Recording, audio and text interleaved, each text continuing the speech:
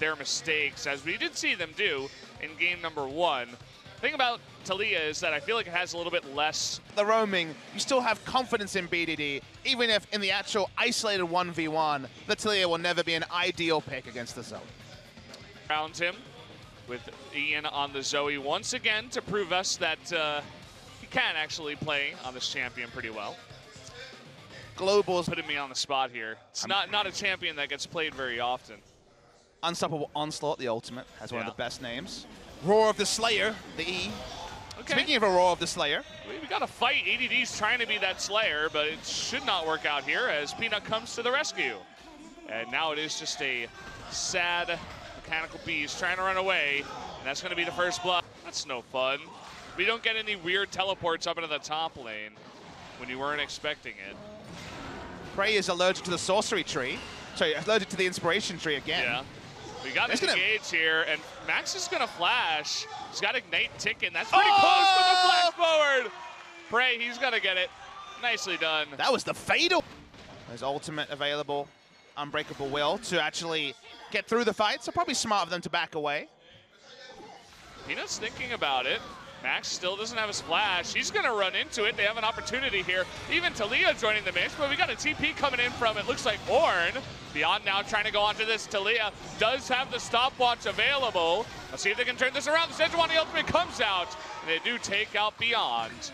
Nice patience there from Kingzone to pick. And Kingzone won that one, and speaking of aggression, we're doing it again. Yeah, they're not done here. Oh, Only Maha has the flash, but what an engage now from Gorilla. They should get Max. The question is, can they get Maha? Looks like it, as we do have Rascal come in from the top lane. Just TPing in for another kill. Make that a double now for BDD.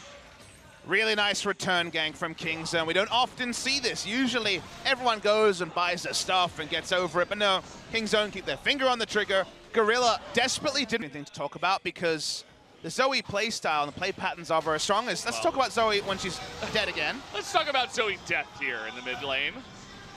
No way you're getting out of this one. BD's coming for a ride.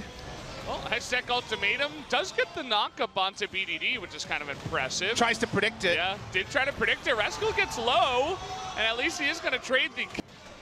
There's going to be the delayed start on the Rift Herald as they turn onto Ian.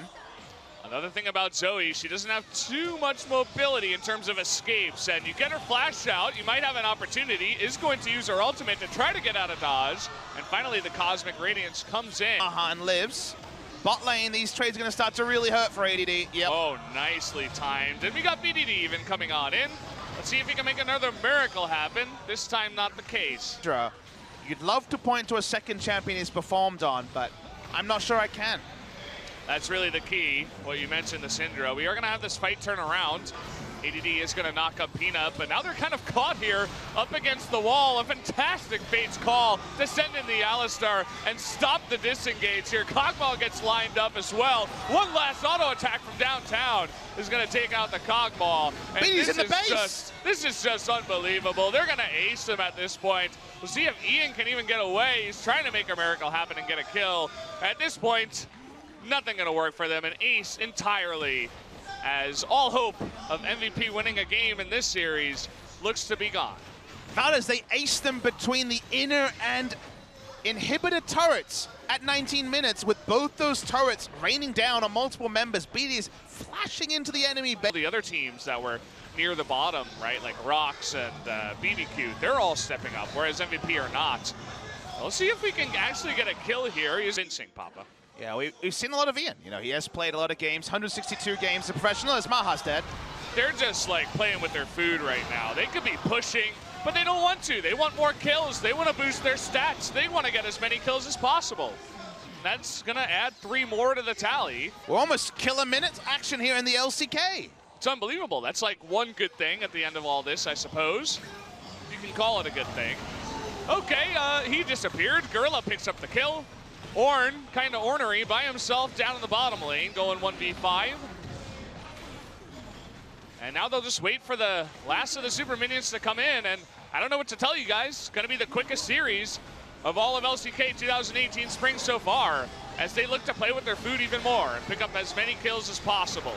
Beyond's now gonna jump on in, but he's gonna get stunned up by the Sejuani eventually. Taken out by Prey. Let's boost his stats a little bit. Gorilla trading for some more kills for his team. What a bro. And that's gonna be the 2-0 here from Kingzone. Kind of what we expected, but this was very, very dominant. 23-44 was when the Nexus exploded. By far the shortest game of LCK Spring 2018. And you know what the crazy thing is, Valdez? They weren't even playing Khan, and it only took them 23 minutes, 48. ADD thought his birthday came early. He wasn't